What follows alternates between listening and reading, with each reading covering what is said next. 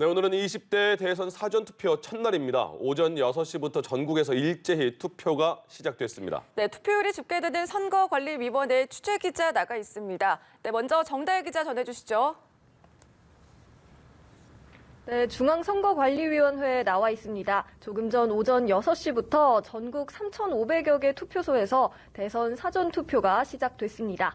이곳 선관위는 1시간 단위로 투표율을 집계하고 있는데요. 오전 7시 기준 투표율은 0.58%를 기록하고 있습니다.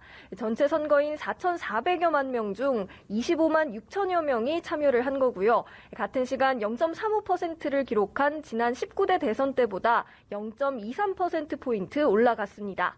지역별로 보면 전남 지역이 0.86%로 가장 높았고 대구는 가장 낮은 0.46%를 기록했습니다. 투표 용지를 보시면 후보직을 사퇴한 안철수, 김동연 두 사람 이름 옆에는 사퇴 글자가 표기되어서 나옵니다.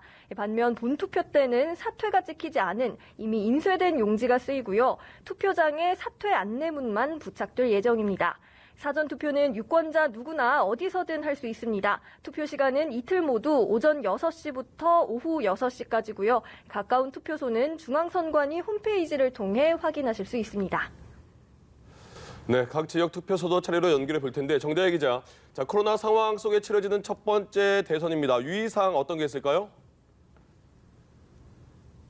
네, 마스크 착용과 손소독은 기본이고요. 발열 체크를 한 뒤에 투표소에 들어가야 합니다. 코로나19 확진자와 격리자는 따로 마련된 임시 기표소에서 투표를 하게 되는데요. 단 사전투표 이틀 차인 내일만 투표를 할 수 있습니다. 방역당국 지침에 따라 오후 5시부터 외출할 수 있고 오후 6시 전에는 꼭 사전투표소에 도착해야 합니다.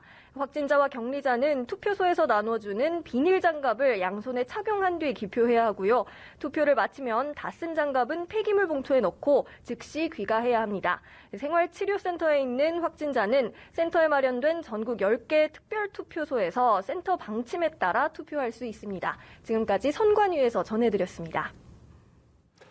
네, 이렇게 제20대 대통령 선거 사전투표가 시작이 됐습니다. 네, 오늘부터 내일까지 이틀간 진행되는데요. 이번에는 서울 투표 현장에 나가 있는 취재기자 연결해서 현장 상황 알아보겠습니다. 최덕재 기자. 네, 서울 서초구 서울고등학교 앞에 나와 있습니다. 말씀하신 것처럼 오늘부터 이틀간 사전투표가 진행됩니다.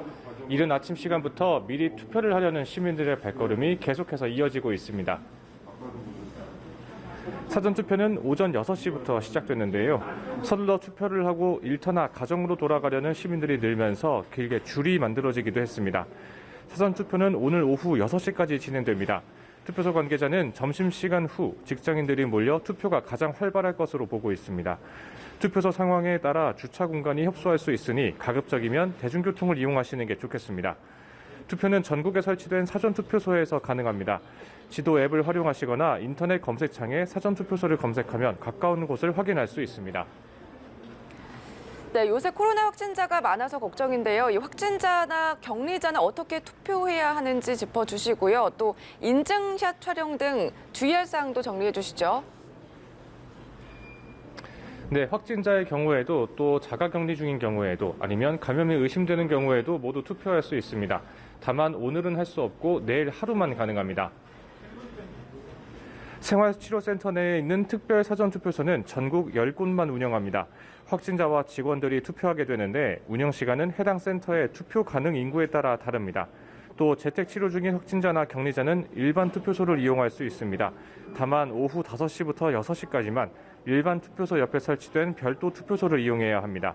사진 촬영은 투표소 밖에서만 해야 하고 SNS에 투표 인증샷을 올리는 건 가능합니다.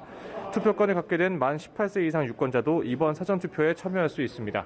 지금까지 서울고등학교에서 전해드렸습니다.